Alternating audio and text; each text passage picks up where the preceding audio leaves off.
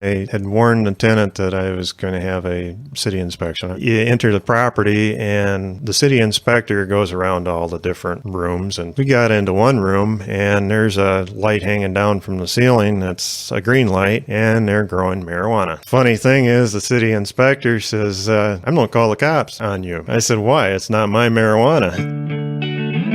Welcome to the Rental Property Owner and Real Estate Investor Podcast, brought to you by the Rental Property Owner Association, providing benefits and services to real estate investors and rental property owners for over 48 years. With your host, Brian Hamrick from Hamrick Investment Group. This episode is sponsored by Green Property Management, managing everything from single-family homes to apartment complexes in the West Michigan area. Find out more at greenpropertymgt.com. Hello and welcome to episode 135. My guest today is Dan Essink, and Dan is a rental property owner and manager. He owns his own property management company called Dice Property Management, and most of his properties are in Muskegon, Michigan, single-family homes, 2 families, 3 families, and Dan's doing some really interesting things investing through his health savings account as well as his self-directed IRA, and we're going to be talking about how he does that, also about his portfolio and his management style. So Dan, thanks for being on the show today. Thank you. When you first told me you were investing through your HSA, your health savings account, I was really intrigued by that. So I'm glad to have you on the show and you can share with our listeners how you're doing that. But before we go there, I want to get to know a little bit more about you. How did you get started investing in real estate? Well, I grew up on a farm, so I ended up learning how to do a lot of the mechanical stuff. So my dad was a contractor when I grew up. He had built 13 houses by the time my sister was 13. We'd lived in 13 houses. And so my parents also had some rental property in Gobles, Michigan when I was growing up. So I had been exposed to it at an early age. The other thing that I looked at is the stock market. I've played in that a little bit. I've made some money in it, but it doesn't give you the returns and there's a lot of risk there. So I decided that if the economy tanks, I would start to go into real estate, and that's where I started to do that. I picked up my first house in 2009, which is a duplex that I live in. And I thought, well, it's now or never. I got to get some experience and go. I had started with the Rental Properties Owners Association here in GR for about 10 years before that, because I had that idea in my mind, and I said, property prices are a little bit too high for me. So then in 2010, I picked up one. I got laid off, and I was rehabbing during the time I was laid off. And the first week that I got laid off, I managed to watch an auction. I picked up my second property right after that. I had 2 pictures on the property. I thought, well, all else fails, I put a couple of furnaces in, maybe a new roof on it, and I'm good to go. So worst case scenario, probably about $15,000 into it. Paid $6,000 for it, put $100 into it, plus a couple of appliances, and I rented 2 sides out. Wow, so you budgeted $15,000 to rehab, but you spent like $100. Yep. So for $6,000, you have a fully occupied 2-unit. 2 single unit duplex that I basically get about $1,200 a month back in it. Wow, so, that's an astronomical return right there. Exactly. Wow, so definitely there was benefit to buying in that 2008, 2010, 2011 period. Right. Yep. My first property, my secondary property that I bought that I was laid off on, that one I was waiting for some windows to go in, and even though I rehabbed on that one, the deal on that one was it was $8,000, but they had $3,000 on top of that price, and I couldn't figure out where that about $3,500 came from. We started digging, and it was actually taxes and water bill. And so that's because they actually stated on the MLS that it was tax bill at $3,500, and I couldn't figure that out because it was worth about $40,000. Oh wow!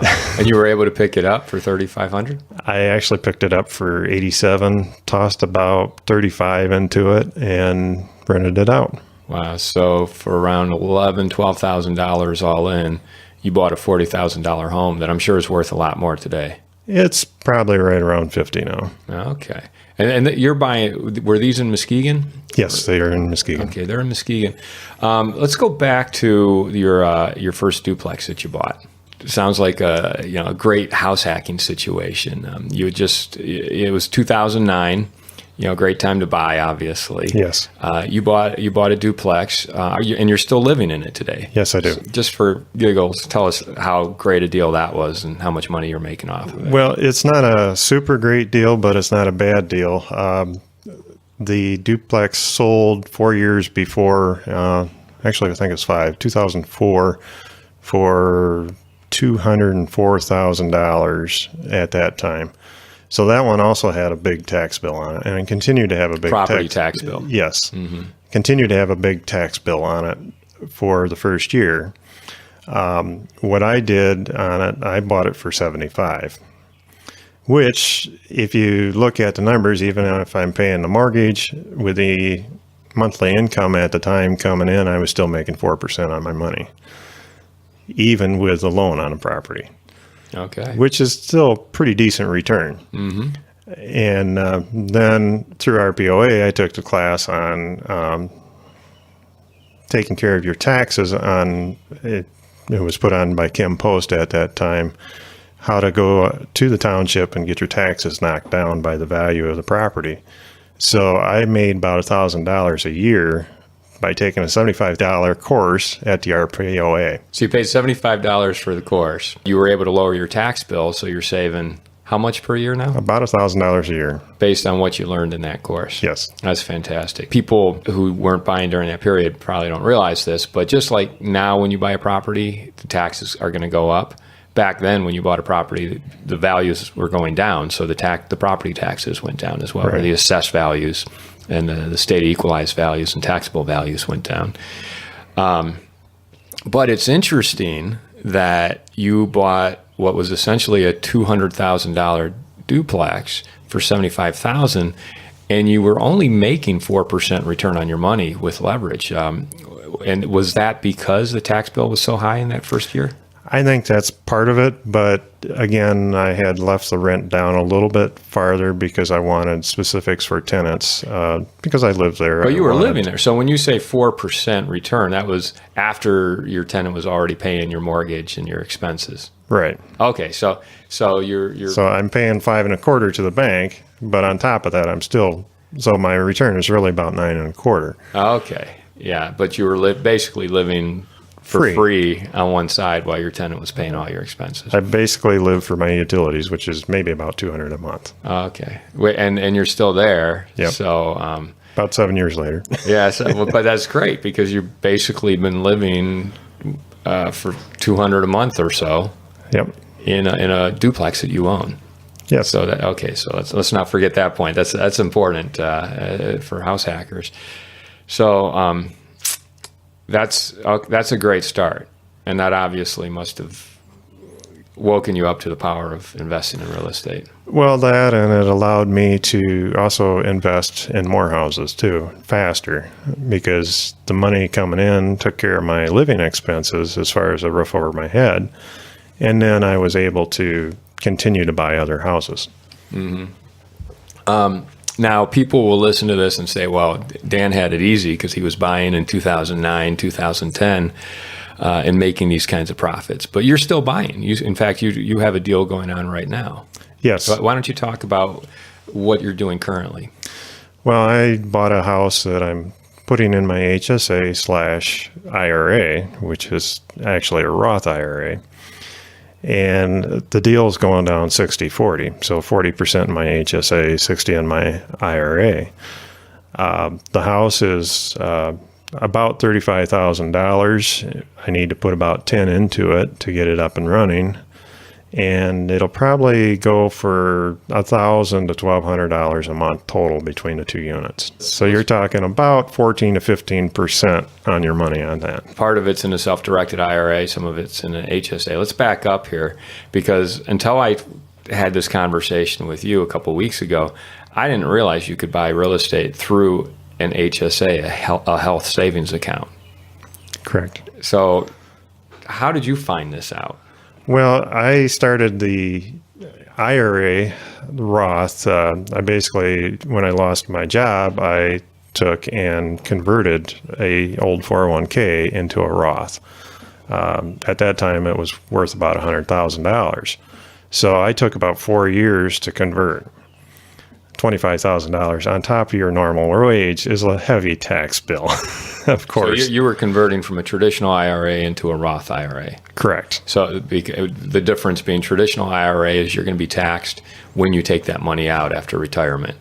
Right. A Roth IRA, you pay the taxes before it goes in. When you take it out, it's whatever profit you have or whatever you're taking out is tax-free. Currently, yes. Currently, until they change the Until laws. they change the laws, which they've been talking about that a little bit, taxing the Roth IRAs. I hope it never comes, but you never know with government. They always want more. Yeah, absolutely, and they will get it somehow. The Roth IRA, then you turned into a self-directed IRA. Correct. So that you could invest in real estate, and you're using both your HSA and your Roth. Correct. To invest, and you were able to kind of split your current property. So part of it's going to be owned in the HSA, part of it's going to be owned in the Correct. the self-directed IRA. Yes. So you're doing complex things. I mean, how And to top this off, I'm also doing it in a land contract. So I've got a 10-year land contract on this building. I only put 5 down. So with the 10 that I put into it, it'll be $15,000. So for $15,000, I'm tying up $30,000, and it's still giving me the returns. So if you consider the 15% that I'm coming out of the property with, and I'm paying 8% on the land contract, I'm still doing 7%. Wow. Who are you working with on this? I mean, what company is helping you? This company is Quest IRA out of Texas. Okay, Quest IRA, and they're helping you both with the HSA and the self-directed IRA? Correct. Good to know. So, yeah, I mean, that's some pretty creative and complex or seemingly complex techniques that you're using. Yeah, I always tell the people around me, my life's not complicated, and they just laugh. Yeah, I'm still trying to. I mean, I know that doing a self-directed IRA is a great thing, but I still haven't filled out the paperwork to do it yet. Well, you need to start. I know. I'd like to take a moment to tell you about Green Property Management. Not only do they manage everything from single-family homes to apartment complexes in the West Michigan area, they also manage my entire portfolio. So I can tell you from personal experience that their unique flat-fee management style is worth a closer look. If you feel that your property isn't operating to its fullest potential, then Green Property Management can help you take a holistic approach that will save you money, eliminate your headaches, and increase your net income. And if you're a property manager interested in applying Green Property Management's model, give them a call at 1-866-95-GREEN or visit them on the web at greenpropertymgt.com. It was funny. I learned about this probably 15 years ago, and it happened to be through the RPOA through one of their seminars, and I think they had Equity Trust out in Ohio for that one. At that time, I didn't have an IRA at all, and I always, knowledge is always power, of course. The most intelligent people aren't necessarily the ones that make it out in life. It's the ones that learn a lesson that make it out in life. They're the ones that put that in the back of their mind and say, oh, I'm moving jobs. Now I'm going to take my 401k. And I would never, ever take a 401k from job to job, because you're always tied up into that fund that company picks. And my view, and I think it's a lot of people's view, is which is one of the biggest retirement companies out there for 401ks, in my opinion, is one of the biggest crooks out there, because not only do they give the company a fee for handling your money, but you also have a fee for handling your money. And a lot of times you don't do very well in them. But the one thing that I do use my 401k, but the reason that I use it is to knock my income down. Basically, if you figure it out, you can save on taxes. Well, I just sold a house here in GR lately. Found out that I was going to have about $8,000 in taxes from that house. Well, if I changed my 401k and I asked the tax accountant this question, by $8,000, I was going to save $2,500 in taxes. So I ended up maxing out my 401k for this year, and I'm going to save $3,500 in taxes. Well, that's free money. Well, let's talk a little bit more about your portfolio, because you're still buying, you're managing your own properties.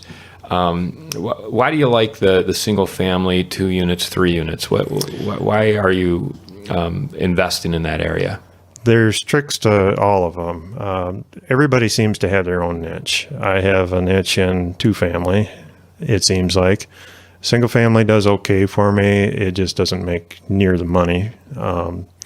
But if you consider the 10-year basis on a single family, you make just about as much, because you can sell in the high of the market and then come out on the end side a little better, depending on whether the economy performs for you. You know, you can buy high and sell low and you still won't come out and still have the headache, and you can barely make your payment. 2 families, they usually make their payment regardless of what type of market it is. They usually don't go up in value much during a good time of the year. Now, that's not true for Grand Rapids right now, because everybody wants to get into multifamily, and the market is so hot that even people looking for single family are not opposed to 2 family, because they just need something to live in. So there's different advantages to different things. Now, when you get into a 3 and a 4 and a 6, you're talking about a lot more tenants, a lot more headaches with tenants not cooperating with each other, banging on the walls, loud music, whatever. I had a 4 family that I just couldn't seem to hold a tenant in it. You know, they'd be there for 3-4 months, and then tenants that, of course, they didn't want to pay. They were the loudest tenants. Just created a headache for everybody. A 2 family, you can manage the politics somewhat, but you can still get the same thing. So you tend to try to make them incentivized to leave in that case. And a lot of times, so again, the person that makes the most noise is the person that doesn't pay. So living next to your tenant in your 2 unit, how's that been for you? It hasn't been too bad. I haven't had any problems with bugs or anything like that. That's one thing that I'm a little bit afraid of. You can get bed bugs, and of course they can spread into your own unit. It's something for me where I'm hardly ever home. It's a great ideal situation, because, you know, somebody's there watching a place when I'm not home. You know, I'm gone from 7 in the morning to a lot of times to 8, 9 o'clock at night. So, you know, nobody's there watching the place. And fortunately, if you can trust your tenant, you don't have to worry about it too much. And you prefer to manage your own properties. Why is that? Well, I still have a difficulty giving up the 10% a month to have somebody else manage it. Now, I'm getting closer and closer to the point of letting somebody else manage my property. Part of it is because of time-related things. For instance, with my current properties, when I first started doing it, I would try to do pretty much everything. And I'm handy enough, I know electrical enough that I could handle a lot of that. It just came down to the more units you have, the less time you have to spend on each unit. And also because for me, my properties are 30 to 35 miles away from me. So you also have an hour on the road each way, plus 45 minutes at the property. Well, you start talking about a furnace, you know, I can call a company up and say, hey, go over there, the tenant's this number, go in there, fix that furnace. By the time they fix the furnace, they have the parts on hand, or they get the supply house open for you. They've got the parts fairly easily, and it's worth the amount of money that you send to them just to not have to deal with 3 hours of working on it. And not only that, as you get there, and sometimes you don't have the parts. Finding the people who specialize in those certain things is certainly is a benefit to pay them rather than try to do it yourself. Exactly. Now, I do different things where if I know I'm going to be able to spend a full day, like a Saturday, and spend a full day on the house, a turnover or whatever, then it's not that big a deal for me, because you go there, you're spending less time on the road, and you're spending 8 to 10 hours a day working on a property. Since you're considering transitioning and having someone else help relieve you of your management responsibilities, what are some of your thought processes? Like, how do you go about making that switch? Well, for me, again, it comes down to time, how much family time you have. My family's been pretty good with me because they have owned a business in the past, and they know what a business takes to run. So for me, I spent probably about 6 years here that I wasn't hardly able to do much for family functions, even because, tenant calls, I got to run, so I've gotten to the point where a lot of times if I let a tenant go to the voicemail, all of a sudden they can fix a problem. So I generally let my calls go to voicemail. I listen to them right away, and if it's a problem, then I react to it. But for me, the reason why I'm changing over is mainly the time, just dealing with it. I've got other things that I can do. For instance, I want to have my own time, go four-wheeling or riding in the woods and, doing things with my girlfriend. So I think that by gradually moving over, I've learned how to grab some of my time back. So are you experiencing that now? Yes. Recently I had one property that needed a city inspection. I turned it over to a management company and have them do my city inspection. I'm still managing the place, but I just let them do the work. Okay. And how was that experience for you? Hassle-free. And when you saw the bill for what they did, how did you feel about that? I haven't seen it yet. Okay. When you see the bill, do you know what it's going to be, what they're charging you? I got an idea what it's going to be, just from the list of what I got from the city. Okay. So they handled all the repairs that Yes. the city had required. But the other end of the token there is because the city requires you to meet them to get access to the property. They handle that. I didn't have to take a half a day off of work to meet the city. Right. So you get paid. You get paid for being at work, and that should more than compensate you for Exactly whatever you're paying them to be there to meet the city. Plus, I can take a longer vacation when I want one. Right. So you're expanding that freedom. It seems like you're planning on expanding that freedom by turning more responsibilities over to a management company. Yes. And one of the reasons is to be able to go after other deals. It's just like I just recently picked up one in my HSA IRA that I'm doing a 40-60 split on that property. And that's also on a land contract. Well, I was offered this property a month and a half ago. We couldn't make a deal at that time. They had another offer. Must have fell through because they called me up Thursday and says, "Oh, by the way, do you want this property yet?" I said, "Yeah, we can do that." Numbers went up just a little bit. And, oh, by the way, you got to close on it by Monday. So now, having a little bit of vacation, I'm a little bit more free to take a half day to scramble to get the money to the places that I need to get the money to and sign paperwork to get this deal done. So you have more time to focus on actually doing deals rather than managing your properties. Exactly. Turning over a property when a tenant moves out is always kind of a crucial part of making money. The sooner you can do it, the better you can do it, the Exactly. more money you're going to make. Tell me your thoughts on that, please. Well, I'm also a part of MARA, which is Muskegon Area Rental Association, and the favorite topic for the last year there has been evictions on that property, different properties, and how to screen tenants properly. Do the credit check, do the background check, make sure they don't have any evictions in the past. And it seems like some of these landlords, which have been around for 10, 15 years, a lot of them don't understand how to play the numbers game real well yet. They couldn't understand that when you get a turnover, I figure that it's 3 months worth of rent minimum.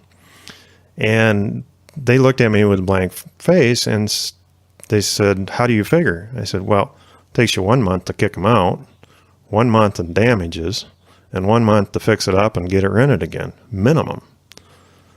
So You mean the damages cost the equivalent of 1 month typically? exactly. 1 month's rent. Okay. I have very seldom given any deposit back. I think I've had 3 deposits that I've given back. So your rule of thumb on an eviction is that eviction is going to cost you the equivalent of 3 months rent. Correct. Gotcha. And did the other Mara rental property owners agree with you? I don't think too many of them did, but I don't think they've gone through the numbers. They don't see it the way you do. Correct. Right. Because so I take it in an eviction, it's going to take you 30 days to get someone out. Correct. Plus another week or 2 to sign a writ if you need that. So given that, how do you proceed? What's your method of operation in order to avoid those expenses? Well, in part of my management style, I let the rental company there in Muskegon handle my leasing because I found that I was forced to be in Muskegon 2 times a week to meet tenants for prospective tenants. And I found that I was minimum 3 weeks, 6 times to the building, sometimes 7, 8, just to get it rented.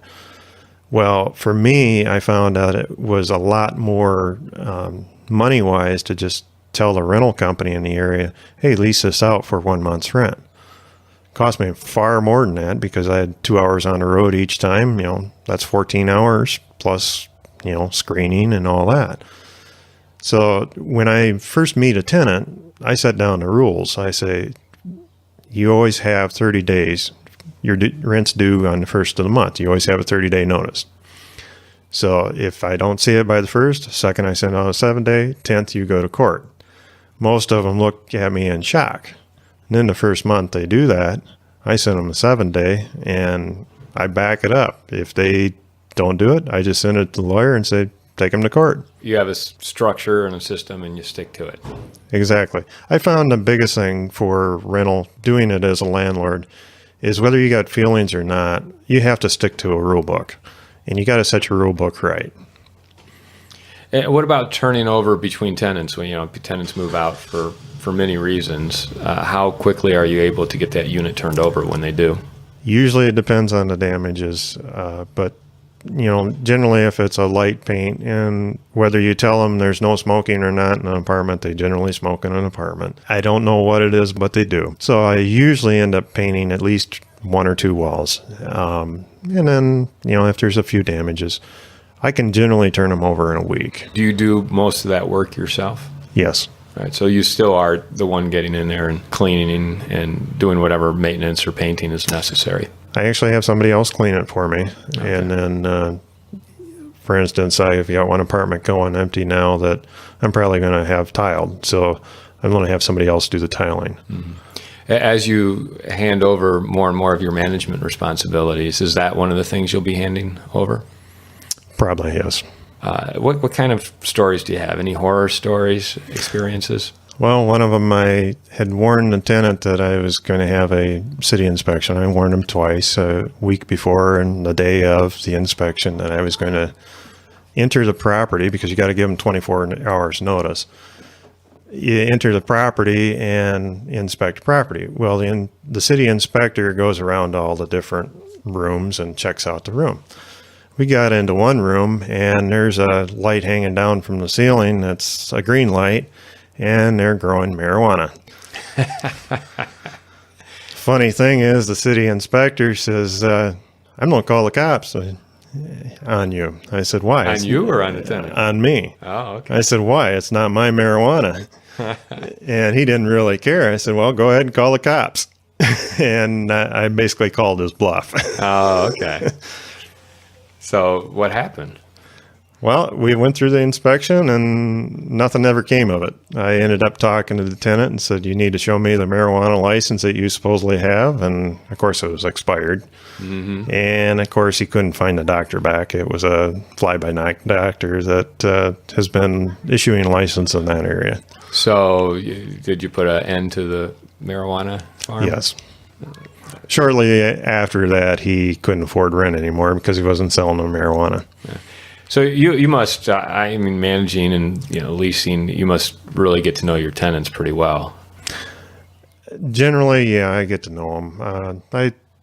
I mow my own lawn, and usually they'll step out and I'll say hi real quick to them. And if they got a problem, I'll talk to them for 10 minutes or so.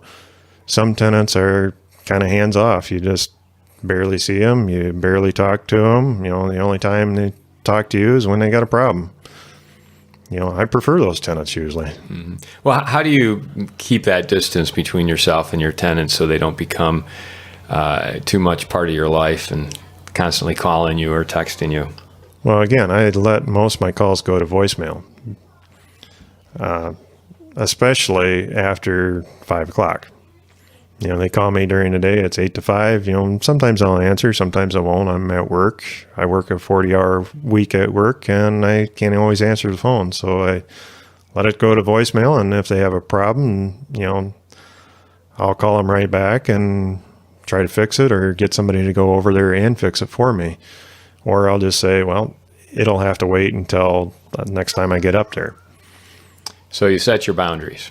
Yes, I think that's the most important thing as a landlord that you have to learn is to set your rules, set your times that you're available. Even if you work on the weekends, you don't necessarily have to answer that phone. You do need to respond to their calls, and you have to respond to them in fairly short order. It can be the next day, but if it's an emergency, of course, you want to know what it's about. So I'm curious, I want to talk about kind of how you pick up your properties. And I know you've done it in different ways. It sounds like you've done auction, you bought some stuff out of foreclosure early on. What are some of the other ways you picked up your properties? Well, of course, your typical real estate agent loves you to pick up the property through them. The one thing that I've found is going to the RPOA events, the MARA events.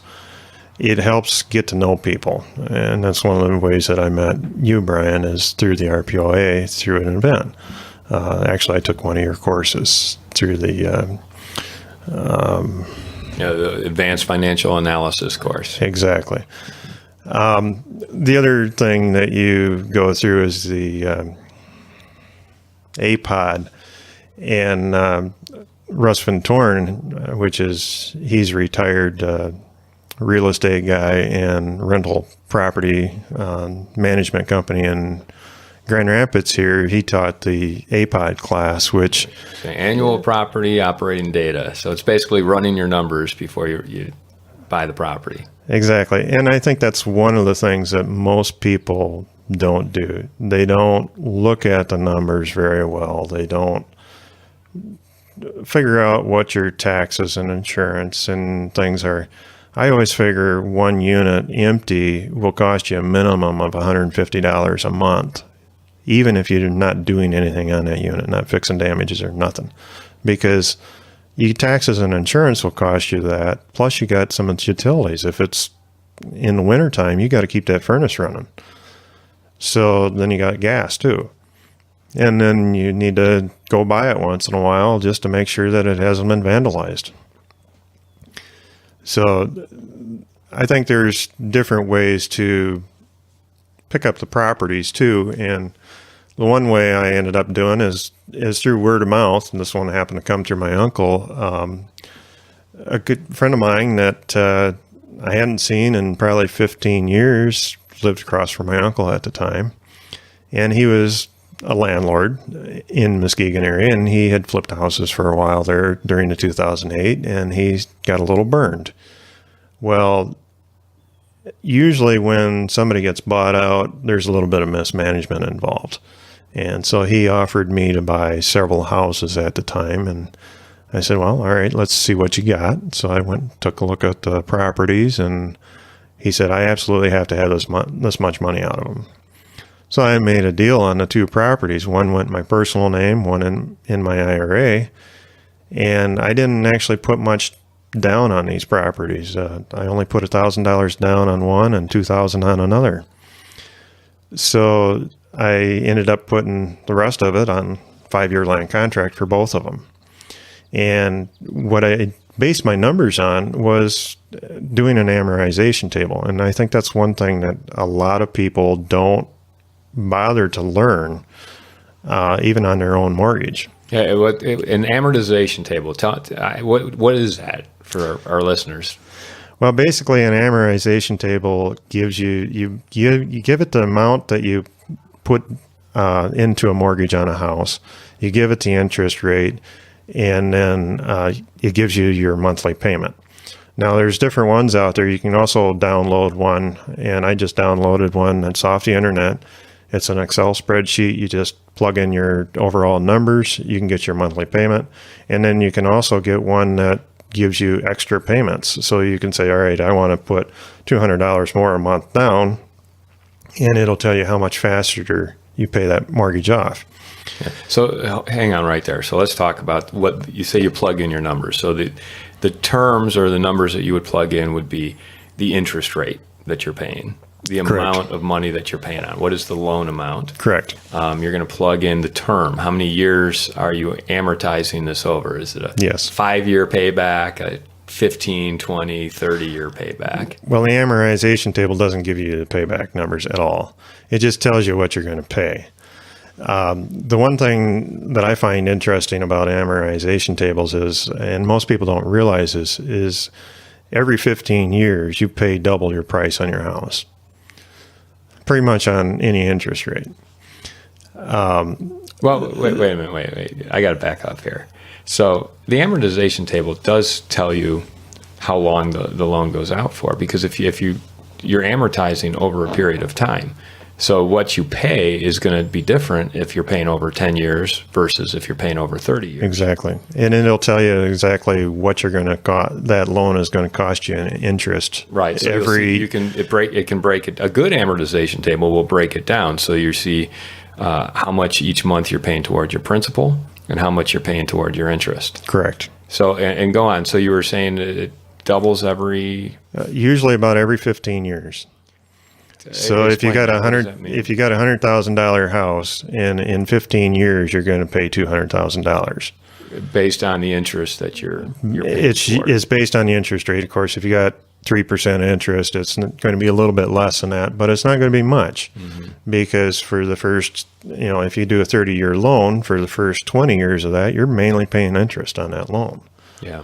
So that's the beauty of the amortization table, is it tells you, okay, I'm going to pay this much in interest every year, or this much over the entire loan. And I did that on my personal property when I first picked it up. The bank was offering me a loan up to 30 years. Well, I looked at that loan and I said, all right, I'm going to play with this. Okay, how much for a 20-year? How much for a 25-year? How much for a 30-year? Well, the difference between a 25-year and a 30-year was $20 a month. Well, guess what? I can go out and eat one time less a week to have 5 years taken off my mortgage. Right. So it pays to understand how that works, because you can pay it down a lot quicker. Exactly. Pay a lot less in interest over that period of time for $25 more a month, and it's kind of a no-brainer. Exactly. Pay it down quicker. Now, it's something that you got to kind of weigh. What is it you're looking for? Are you looking to pay down your property as quickly as possible, pay as little interest as possible, or increase your cash flow, in which case you would want to pay it off over a longer period of time? Well, there's two ways to increase your cash flow. Your cash flow can be over lifetime, or your cash flow can be short term. So you got to look at that end of the token. And of course, this is based on what you want to do. If you want to turn and burn it on a property, rehab the property or update the property and then resell it in less than 10 years, yeah, it does pay to just pay the interest on it for a while. But again, over the long term, the faster you can pay it off, the less money goes in somebody else's pocket. Absolutely. It helps to understand all the terms that go into amortizing your loan and your monthly payment on it, and to really understand what your goals are. Exactly. I have seen a lot of people in the real estate field that have gone super fast with properties, and they get out a loan on every property and they're maxing out what they can afford to pay on that loan. and it works during good times. But when bad time comes by, your rent has to drop by $100. You're screwed out of that $100 every month. And if it's a multi-unit property, that adds up really quick. So overall, I think that you're better off maximizing your payment. For me, what I did on my personal house is I knew that I was going to gain more property. So I ended up going with the 25-year mortgage, even though I could have afforded the 15, probably the 20 really easily, even though it was probably $50 more a month for the 20. But by stretching that out, I was able to gain more properties and therefore more income per month. All right, let me ask you this. Do you make additional principal payments to pay your loan down faster? At this point, I have not. I have had that opportunity with the recent sale of one of my houses. I could pretty much go debt-free if I wanted to, but then I wouldn't have the cash to go into other properties. Yeah, so you got to balance. Having that cash is great because then you can deploy it and get more properties. Exactly. You can build your portfolio faster with that cash, but you're not going to get free and clear as quickly. Exactly. As you might like. Now, the business-wise, most of my properties are free and clear. And part of it is my attitude toward that is again, if you go to a lesser time or a worse economy, the landlords are going to start dropping rent because the people won't be able to afford it. They'll start moving more, and you're going to have empty places. Well, the landlord that's going to win out is the one that can afford to lose that $100 a month because his unit's not going to be empty. And that's what happened in 2008 is there's so many people that were so totally maxed out. They were just planning on barely making their payments month to month, and then selling it in 5 to 10 years, and they would make it on the end run. Well, in 2008, the end run became, well, there is no end run. Your property actually went down 50% in value. Right, and you got to fight to survive, which means lowering your rents to be competitive. And if you have too many mortgages out there doing this, you can't survive. So looking ahead 5-10 years, where do you see yourself with your portfolio? What are your goals? Well, my goal is to get more land contracts. And believe it or not, I am not for banks at all. I don't care for them. I don't like them. Even though they have rules out there, they tend to forego those rules whenever they want to. 2008 is a prime example. Even though there were some people that were still current on their mortgage, even though they had to have another appraisal and all of a sudden that value dropped by 25-50% and they didn't have that much cash into the property, the bank still wanted that cash in the property to have a good investment. So they all of a sudden started foreclosing on people, even though there were some people that were up to date in their payments. And especially on the commercial loans that happened. That would have been more on the commercial. If you had a 30-year fixed or a fixed loan, that wasn't happening as much. Not as much. At all. I mean, I don't even know if that was happening at all if you had a residential fixed. Right, but this was happening mainly on income property. Yep. It wasn't really happening on residential property. Now, the one thing that I think was kind of screwy about that time period, too, was there were so many people, they saw their house value drop in half in 2009, and, I'm paying on a $150,000 mortgage, my house is only worth $75,000, I'm just going to walk away. I think that's kind of like a crook. We couldn't stop them, and they had that ability to do that. As a Christian, I don't believe that is the right way to do that. You're screwing the other hard workers out there that are paying their taxes. The other hard workers had to pay for the banks to be bailed out. And my token is being honest. Mm-hmm. And in the real estate business, your word is your word. It gets around really quick. If you screw up a deal, people know about it. I had one house I just decided I couldn't do. I had signed the contract and said, I'm going to purchase this house. And I started getting into it a little bit more, doing more numbers on it, finding a few more things. And I turned around, I told the guy, I said, I can't do this deal. I said, You can keep my earnest money. I'll even pay for any cost you have associated with selling it to me. Basically made it decent for him, even though it was putting him in a bad spot. But it got around to other people in the area. They knew about it. They knew that you had walked away from this deal? Yes. But did they know that you had tried to make it right too? I don't think they knew that I tried to make it right. But then 2 months later, 3 months later probably, the guy came back to me. This was the guy that manages my IRA property. And he offered me another property, and I ended up snagging that one. Good. So it worked out in the end. Yeah, it works out, but again, your word is your honest deal. I think that, by going after land contracts, now that I've got a couple of them underneath my feet, I have a contract that's not biased in any way for seller or buyer.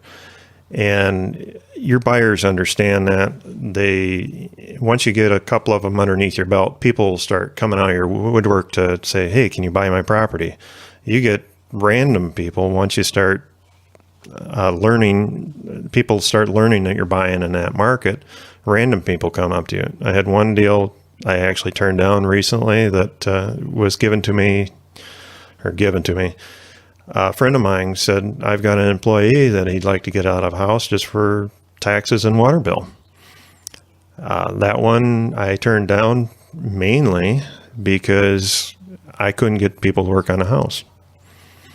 Oh, you didn't have the crew to come in? I didn't have the crew to come in and work on it. It would have been a sweet property. For $25,000, I figured I'd have into it. I could have gotten probably $600 a month out of it. I thought about grabbing it and hanging on to it, but again, taxes, insurance, just the holding cost of it. Just the holding cost of it. Yeah. Made me turn it away. Well, as we wrap it up, Dan, what advice do you have for our listeners? Well, I would say new investors especially, keep in mind what your money cost. Your money cost, what your interest rate is. So if you get a property, say, for $200,000 and you can make $1,000 in rent a month and off of that property, you have to look at, okay, now I can get a property for $100,000 and I get $500 a month off of that property, or even $600 a month off of that property. Your cost of your overall cash in your company, the total pot, is still there. So if you can go buy a house for $40,000 and get 5 of the houses and you take $100 hit in monthly rent versus one house, that makes a big difference in what you can accumulate in the future and do maintenance and all that sort of stuff. So it's great to say, oh, I don't want to be a trash landlord, but at the same token, most of your rental properties that are cash flow the best are usually the lower end properties, the C's and D's. Not that you don't have to do your numbers and make sure that you may have more vacancy, you may have more evictions, may have more maintenance on these properties because they're generally 100-year-old properties and things like that. So you just have to do your numbers. You have to use that amortization table. All right, what if I do 5%? Okay, am I better off paying $36,000 for a property versus $30,000 for that property for less of an interest rate? And that's what that amortization table also does for you too, is if you can get 3% interest drop over 10 years, you can afford to pay another $4,000 for that property up front, provided you don't decide to pay that off early. So it sounds like the niche you prefer is that of the less expensive homes, where you don't necessarily have the higher bank loans and you're paying a more interest on a more expensive property. In the C and D type properties would be older properties, less expensive, more turnover, more problems with tenants, but you're willing to put up with that because your returns are a lot higher. Is that? Well, I think part of it is your returns are a little bit higher, and the other thing is it helps you get into the game. For me as a new investor, I have to do that, new saying 10 years or less, I have to do that just to get into the game. I can't afford to go out and get $100,000 properties. It's just not available for a person like me. Mm-hmm. Well, I want to thank you for taking the time to come in and talk with us today. It's really interesting learning about your philosophy and how you put your portfolio together. I really like what you're doing with your HSA, using your HSA and your self-directed IRA to invest in your properties, and that's something that I have not heard anybody talk about, is investing through their HSA. So thanks for telling us how you're doing that. And I also think you've shared a lot of great insight into amortization tables and just what to look at when you're looking at the terms for a loan you might take on a property and how that affects the overall health of your investment. So thanks for being here, and I've really enjoyed talking with you. You're welcome. This episode was sponsored by Green Property Management, managing everything from single-family homes to apartment complexes in the West Michigan area. Find out more at greenpropertymgt.com. You've been listening to the Rental Property Owner and Real Estate Investor Podcast, brought to you by the Rental Property Owner Association. You can find out more at rpoaonline.org. If you enjoyed this podcast, please go to iTunes to subscribe, rate, and review.